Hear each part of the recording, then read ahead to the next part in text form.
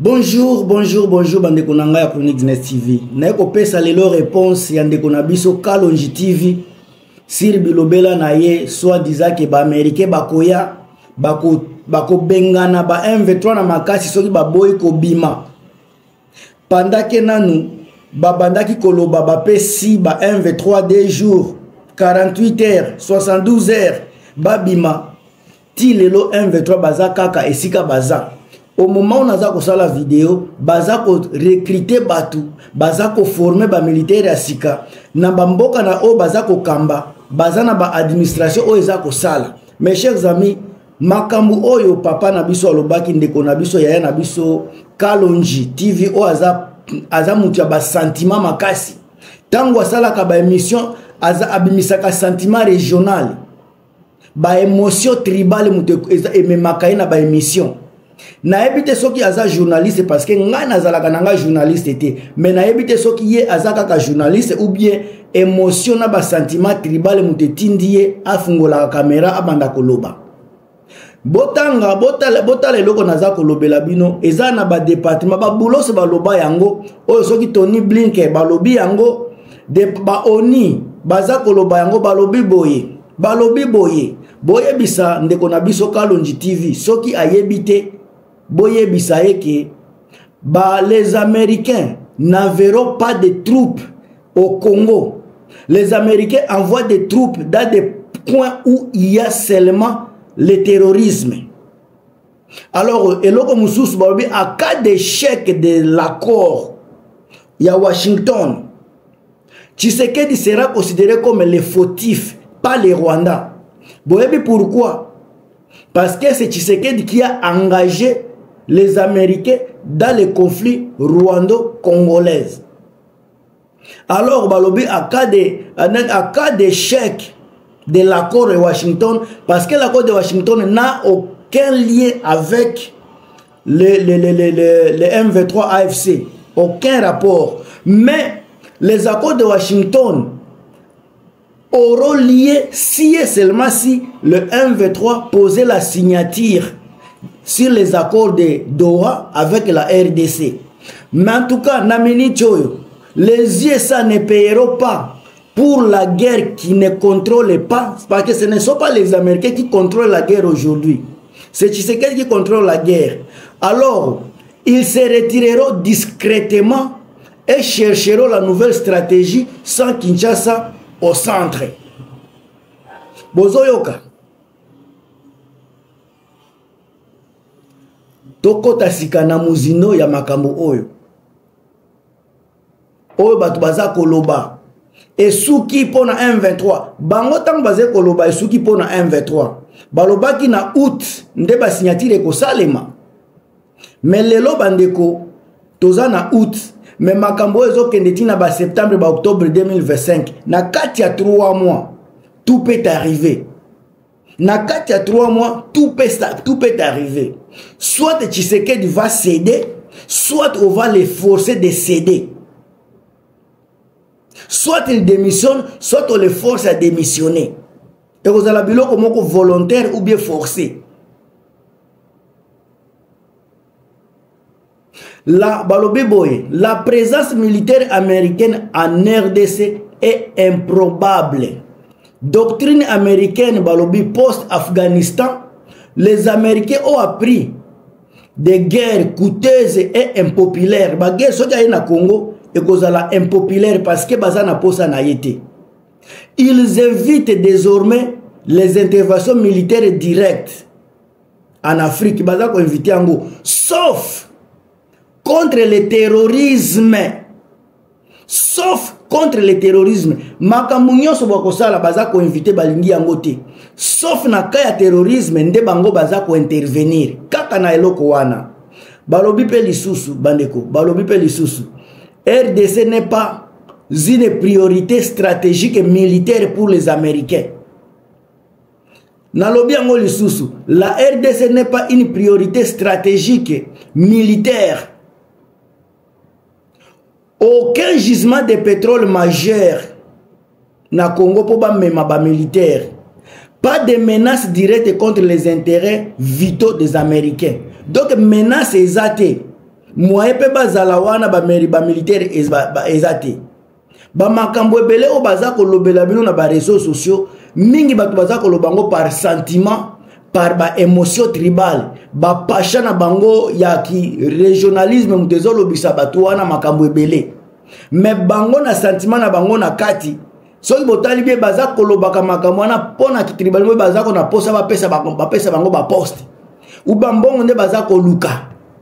Mais po ba lobela bino ba vérité bazo loba yango te bozo mona mutu mobimba za ko loba ba américain bakoya bako beta bino. Est-ce que ba M23 baza ba terroriste? Est-ce que bako bani ba intérêt ba américain eza en insécurité? Bolo kaka ba vérité et pas na biso batuana baza ba tribaliste baza wana pona Tshisekedi non pour le pays. Balobi boye le conflit entre RDC et le M23 et le Rwanda M23 est complexe. Le conflit là est opaque. Le conflit est régionalisé. Donc c'est impossible de gagner militairement sans y aller pendant les années.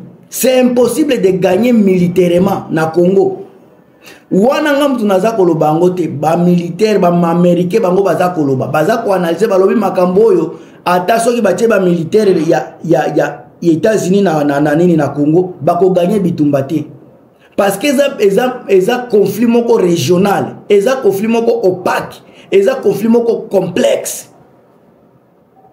Bino bozo kanisa ba américain ba bi makambo zoleka na Congo te.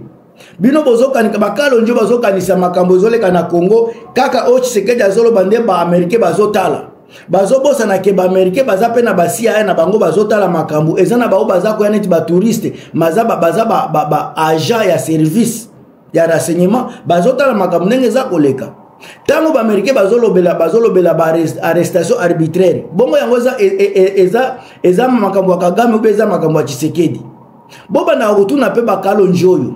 Tango Tshisekedi atindaki batu baboma batu na nini na prison plus de 2000.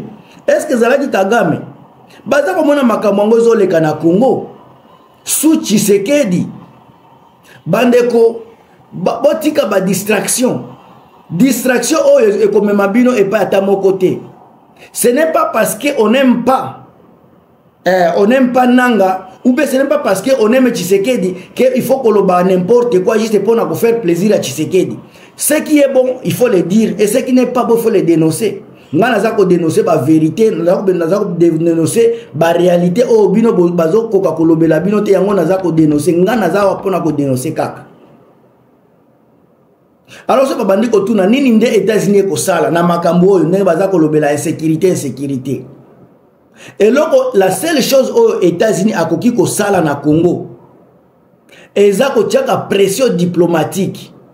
À travers ba diplomate ba département d'état nde place oyo ba américain eloko ni ba ko sala kaka ko tia ba pression ba ko la sape présence symbolique étant mususu ba observateur civil ou militaire dans un comité de suivi ba type ba MONUSCO wana biloko ndenge wana nde ba place o États-Unis bakosala lelo tozoyo kango soki ba CONOPS soki ba biloko nini nde biloko ba États-Unis bakoki kosala mais bakoki jamais kotinda ba militaire na bango na Congo bakotinda bango te oloko biboza koyoko eza pamba eloko kaka ba américain bakosala mususu eza ba sanction ciblée par exemple contre ba responsable ya Rwanda na ba responsable ya wapi ya Congo mais na minito tango toza ko solola toujours tango naza koloba makambo États-Unis botiaka ba AFC M23 na katite parce que makambo ya Washington ezotala deux pays ezotala Rwanda ezotala RDC. Alors autant boza ko tia boza ko mélanger avec ba M23, c'est là où je dis que ba kalonjo baza ko loba bilobela kaka parce que balingi ko loba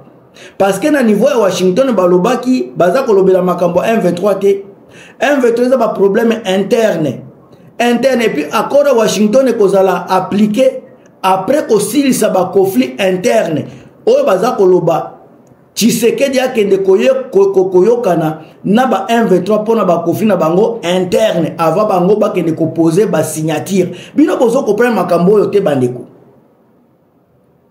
Pourquoi baza ko mélanger bino na ba analyse moko bidon? Bakalo njona koloba, makelele kaka. Mais fo ya maloba, makambo yo baza koloba, baza ko maîtriser yango te.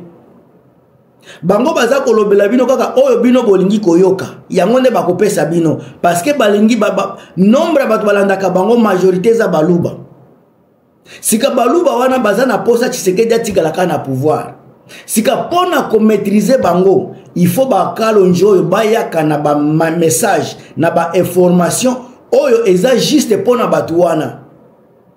Mais ngai nazako ya ko déboulonner, nazako ya ko memela bino ba réflexion oyo eza logique.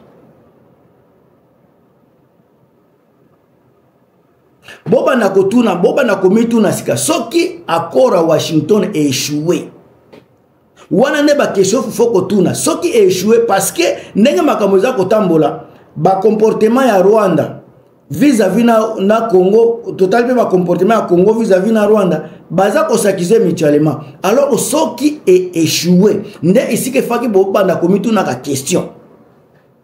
Ba scénario ko salema ndenge na ndenge e ko za la ba scénario ta 10, 15, 60. Mais ngai attaque un juste analyste ya ko meka kolobela makambo ya politique na za ko maîtriser yango te. Na ko yebisa bino soki Washington est échoué kaka automatiquement Tshisekedi aza ko échoué sur le plan international. Ako perdre image internationale automatiquement. Et kozala un conflit sans issue. Amisa sur Washington pour forcer le Rwanda à céder. Parce que ne biloko Tshisekedi azosala azako forcer Washington bandimisa Rwanda ki azana problème. Malheureusement Washington ba kosala eloko te sa Rwanda. Babendi pe Rwanda pe yaka kozwa makambo na yo yaka kozwa pare na yo. Est-ce que Tshisekedi aboya ki makambo wana?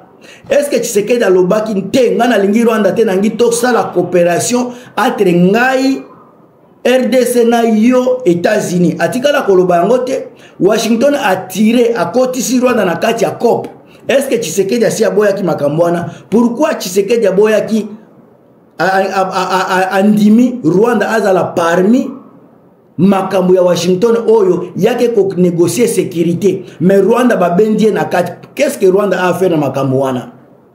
Bandeko bofungola ka pemisu bofungola ka matoyi tangu bandeko na bino bakalonji baza ko pesa ka bino be formation bozala ka pe na critique, bozala na critique na bino sur ba information na ye. Soki ba accord ya Washington échoué, les Américains n'endosseront pas l'échec. Bango bandimaka échec était. Parce que basi bakoti na masolo.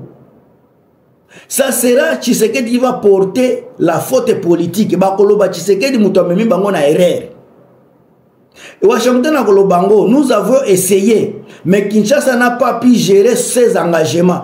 Washington baza ko sala makambo bozomo na bazoken bazomema batu ba comité de suivi. Mais nyonso wana ekosalema te sans que bakora ya Doha esalema. Sika soki eloko bango échoué bakoloba bango bati basali pare na bango. Mutu wa faire échouer ba biloko oyo eza Tshisekedi. Nde ba réalité fo bino bo banda koyeba. Conséquence ya mibale ya conséquence diplomatique pour na Tshisekedi ekozala pe chute ya crédibilité parce que akozala sous crédibilité auprès de ba partenaires oyo na koloba ba occidentaux. Akozala na perte d'influence na conseil à sécurité ya ONU parce que a dragué batu na se pour rien. Akozala pe na risque d'isolement régional. Soki ba américain par exemple ba tourner page et ba lobi Nairobi, Luanda et Pretoria bango ba reprendre ba biloko na bango. Place oyo azalaki kochola sika bango bangi bino bo reprendre makambo. Omona za ko sala vidéo oyo ba préparation ya réunion ya SADC na les États de l'Afrique de l'Est ils ont salema déjà ba oyo Tshisekedi a sundola bango ne baza kozwa makambo lelo. Alors Tshisekedi devra payer. Tshisekedi devra payer. Ezala si le point symbolique payer. Si les points politiques payer. Bokoyoka biloko makambo ebele ko bandela. Soit pas d'argent, mais perte de soutien international. Moins d'aide budgétaire, moins d'aide budgétaire, moins de protection contre la critique sur les droits de l'homme. Nimba biloko bokoyoka babiloko ya ba corruption ko mata makasi parce que mikolo ba komi ko freiner ango politiquement na sur les médias pour na ko pesa chance ya ba accord mais makamwane ko mata lisusu makambo ba mauvaise gouvernance et ko mata likolo donc Tshisekedi aza ko se mettre na situation moko mabe bokoyoka pe ko zala na possibilité ya revirement ya ba américain vers un acteur politique congolais ou régional qui est plus fiable. Bino bondi makate bo comprena ka makambo te batu oyo baza ko pesa bino be formation ba oyo baluba wana so bazaka soki 6 soki 7 na réseaux sociaux ba papa wana na ba mama wana nyoso baza dans les devoirs ya ko pesa espoir toujours na tribu baza batu na baza na ba sentiment régional baza na ba émotion tribale mtoza ko mema bango na ba information wana. Mes chers amis ngana komi na soupe bo pesa ba point de vue na bino ngana pesi oya ngai bino bo pesa pe point de vue na bino mais tozo kutana na émission mususu inshallah dans quelques heures parce que na sala kango chaque jour at least ezala ba 15 minutes na nga ba 10 minutes na nga na sala kango par jour au lieu ko sala ba 2 heures de temps émission na préféré na sala 3 émissions ba 10 minutes 30 minutes na silisi na ngai. Mais en tout cas merci ko zala wana, merci ko protéger chaîne, merci ko zala ko soutenir chaîne. Bon, merci na ba abonner à Sika, merci na soutien na bino ba boza ko tia ba like ba commentaire. Vraiment je suis fier de tout de vous. On se revoit à très bientôt dans 4 émissions mususu. En tout cas bye.